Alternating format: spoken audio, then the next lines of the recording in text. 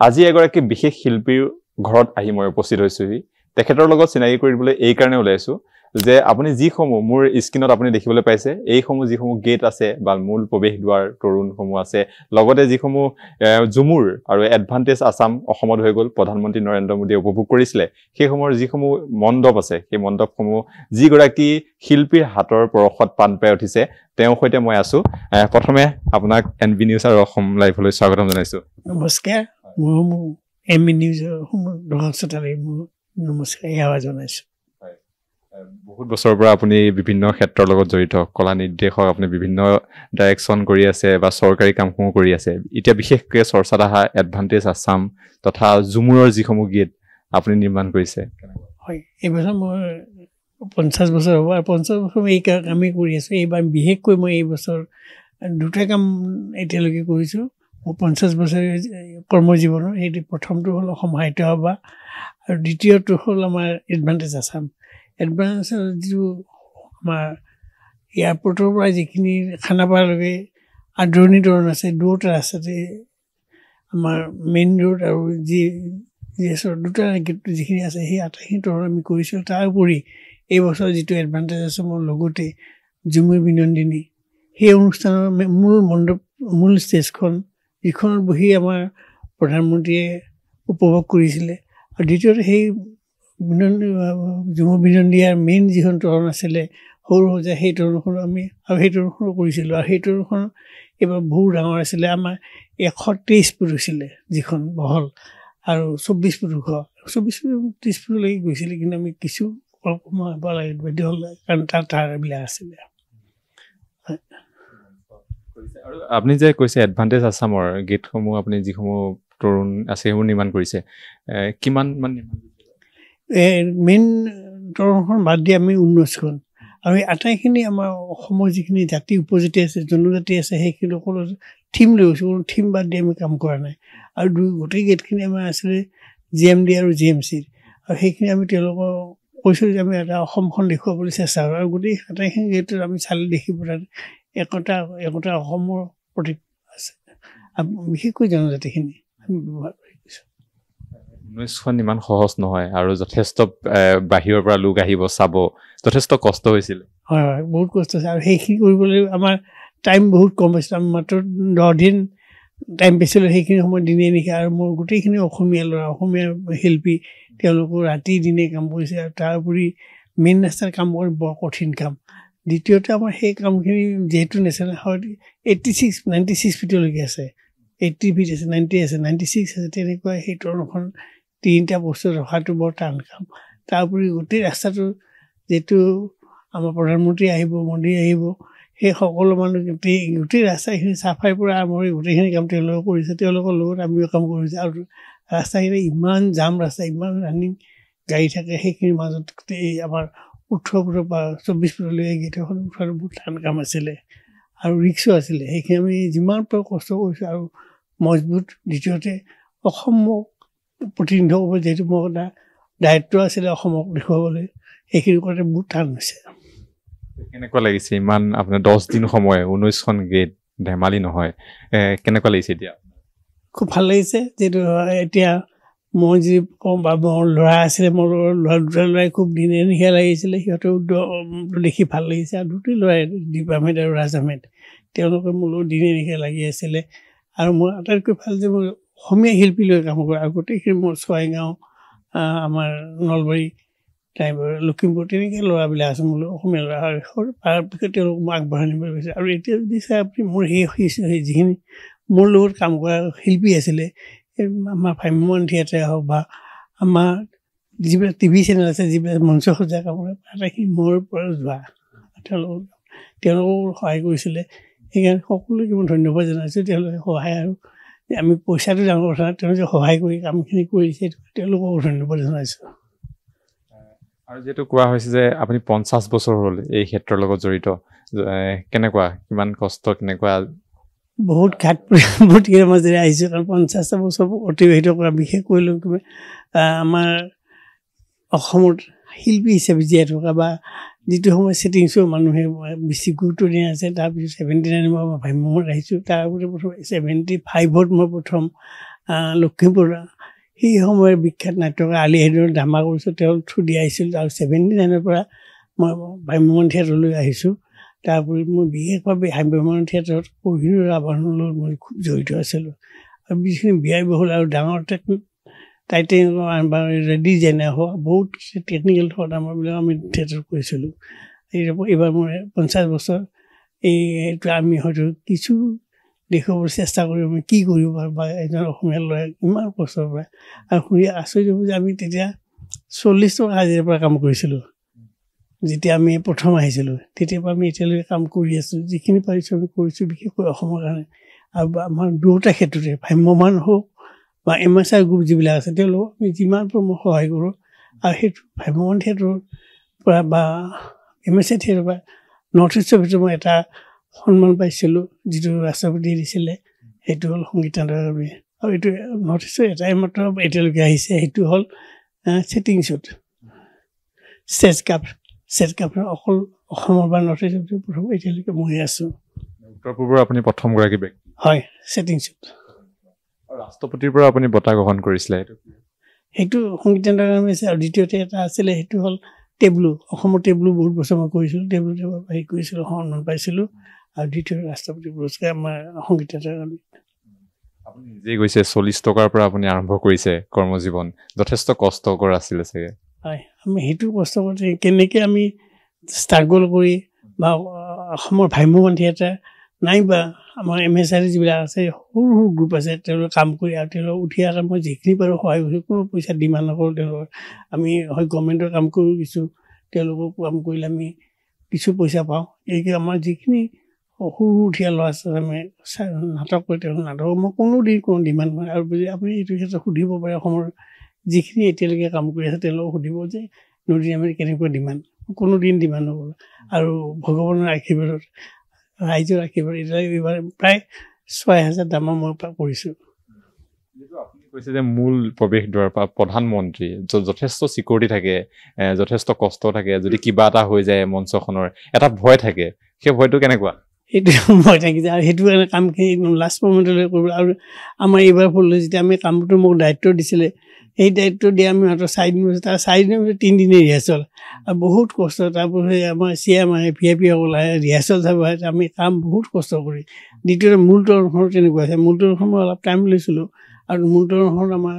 বিশেষকৈ তিতা চাহ জনজাতি আৰু অসমৰ যিখিনি কলা সংস্কৃতি তাত দেখাবলৈ চেষ্টা কৰিলোঁ সেইখিনিও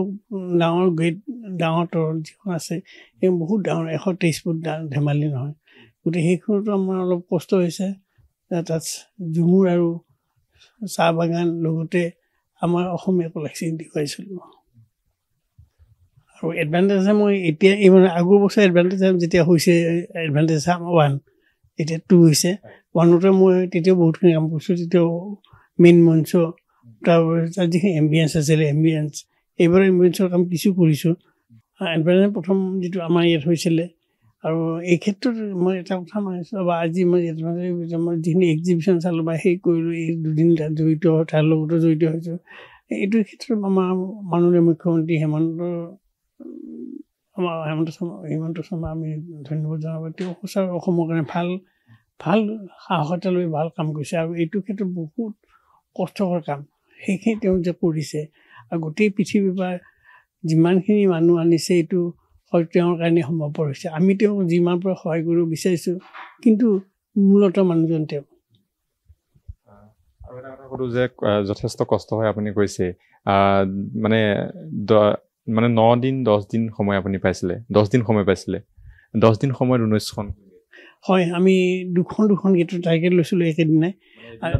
এই দিনত দুখনকৈ আমি কৰিবলৈ লৈছোঁ আৰু কৰিছোঁ তেনেকৈ নহ'লে উঠাৰ সম্ভৱ নহয় কিন্তু আমি অভাৰনাইট কাম কৰিছোঁ বিশেষকৈ মেইন হাইৱে যেতিয়া কাম কৰোঁ আমাৰ দুটা ৰাস্তাতে খুব বিজি ৰাস্তা সেইটো আমি নিশা বেছি কাম কৰিছিলোঁ 3-4 বজালৈ কাম কৰাৰ ফলত ল'ৰাখিনি শুৱে বা কেইজনমান আকৌ ৰেষ্টজন দিনত কিছু শুৱে গতিকে আমি ৰাতি বেছি কাম কৰিছোঁ গোটেই কামটো আৰু কামটো খুব ৰিস্ক যিহেতু আমাৰ প্ৰধানমন্ত্ৰী আহিব সেই এখন যদি তৰণ কিবা ফেৰ হয় তেতিয়াহ'লে বা বতাহ ধুমুহাৰ লক্ষ্য আছে কাৰণ মই 2017 বহুত ডাঙৰ কাম এটা কৰিছিলোঁ সাহস কৰিছিলোঁ মোৰ বহুত দুৰ্ভাগ্য সেই সময়ত মই গিনিজ বুকৰ কাৰণে কাম কৰিছিলোঁ কিন্তু হঠাৎ বতাহ ধুমুহাই গোটেই মোৰ যিটো মূৰ্তি বনাইছোঁ বাঁহৰে এটা 108 ফুটৰ মূৰ্তি বনাইছে সেই মূৰ্তিটো তেনেকৈ বতাহ সময় ভাঙি পৰিছে আৰু তেতিয়া মোৰ এটা ভয়টো বেছি থাকে যিমান পাৰোঁ ছাপৰ্ট দিওঁ আৰু সেই মূৰ্তি ভাঙি পৰিছে আমি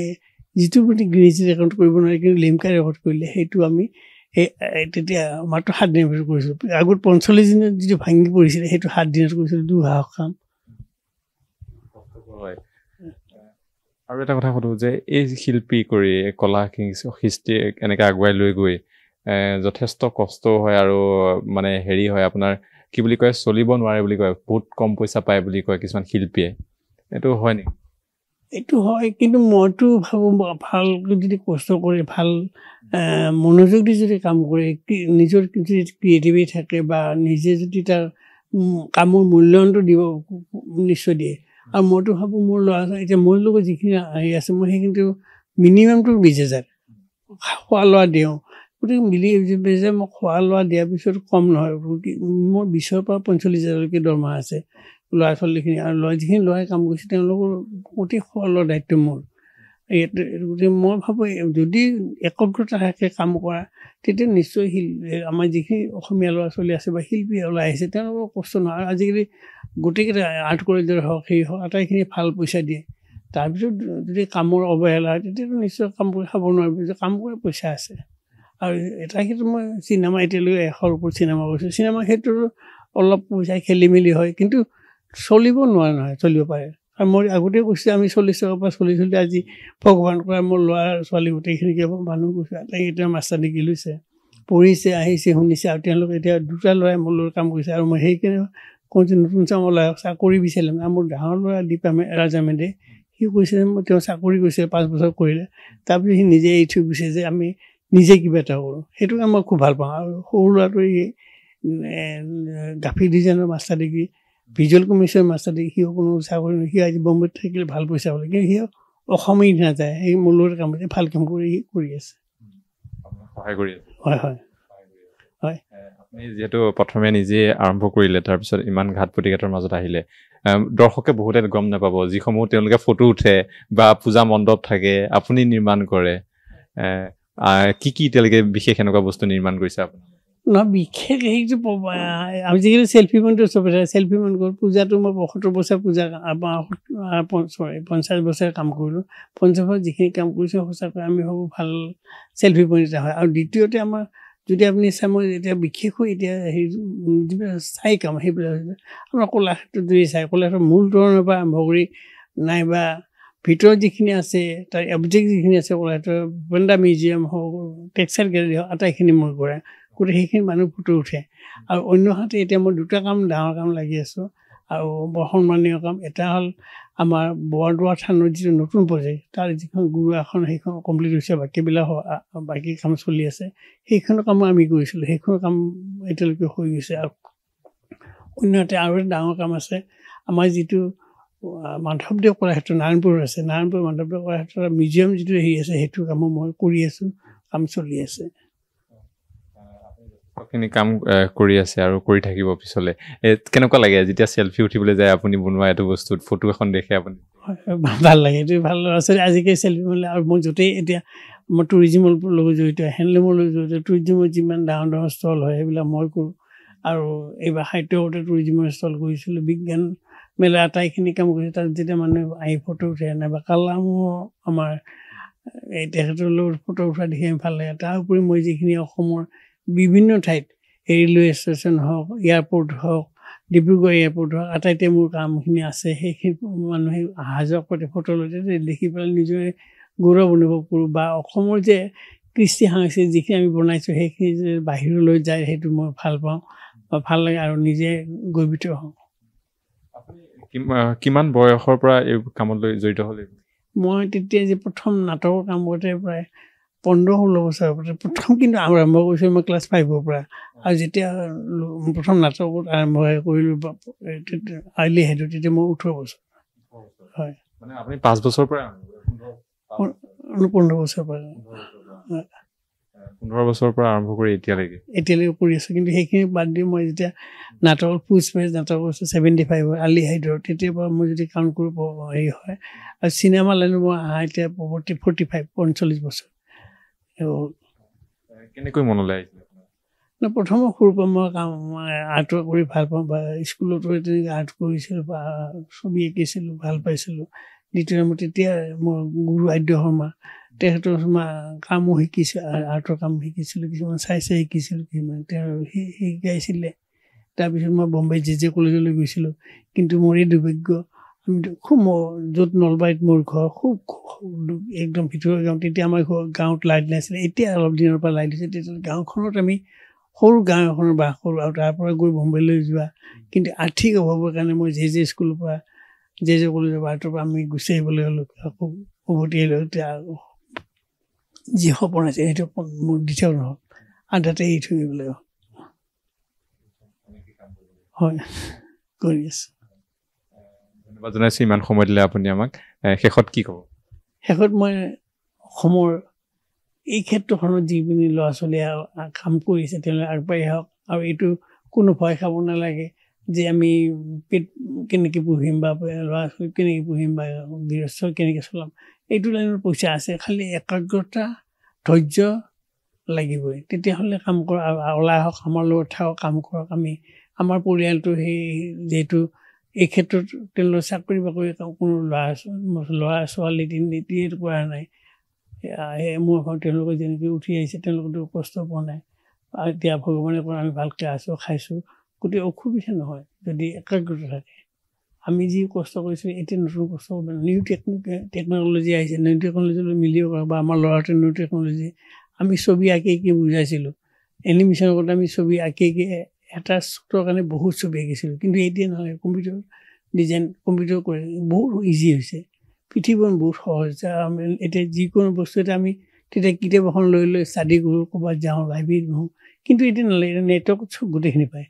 নেটতে পায় মেক্সিমাম বস্তু পায় খালি ষ্টাডি কৰিব লাগিব সেই ষ্টাডি নকৰাকৈ নাইবা এই নকৰে কিন্তু কাম নহয় বিশেষকৈ ট্ৰেডিশ্যনেল আমি যিখিনি কৰোঁ ট্ৰেডিশ্যনেল কাম কৰোঁ অসমৰ কাম কৰোঁ অসম জানিব লাগিব আৰু সেইটো মই আহ্বান কৰি আহক যদি আমি সহায় কৰিবলৈ কৰিম আৰু মোৰ লগত থাকি শিকক কথা নাই আমি শিকিলে মই বিনা পইচাই শিকিব নালাগে থাকিব আমাৰ লগত কাম কৰক আমি ভাল ৰেমুনেশ্যন দিম